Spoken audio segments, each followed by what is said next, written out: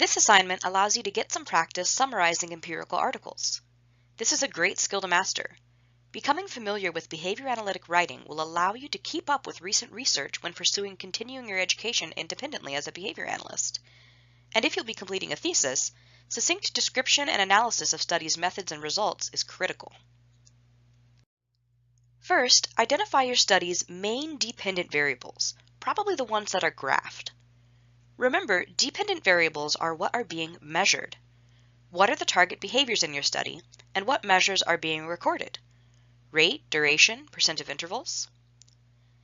Some studies include many different assessments, but for the purpose of this assignment, focus on dependent variables that are directly observable and measurable behaviors, not any of the additional self-reports or statistical analyses.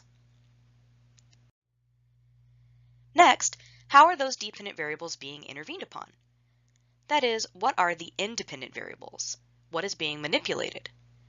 You can simply name or very briefly describe the interventions. You'll find this information in the methods section of an article, possibly under a subheading like procedures.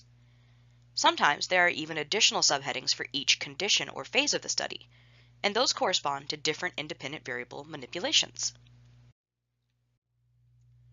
What experimental design did the study use? You may be able to tell simply by looking at the graphs of the results, but almost all studies also name their design in the text. This information is again going to be in the methods section and may have its own subheading. Finally, based on the experimental design used in the study that you read, was a functional relation shown? It may be the case that there was a functional relation shown for some participants but not others. Defend your answer. Review exactly how to talk about prediction, verification, and replication in the context of the experimental design used in your study. This is modeled in Applied Behavior Analysis by Cooper, Heron, and Heward, as well as in various class activities. As with all of the homework assignments, be sure to write in APA style and with precise behavior analytic language.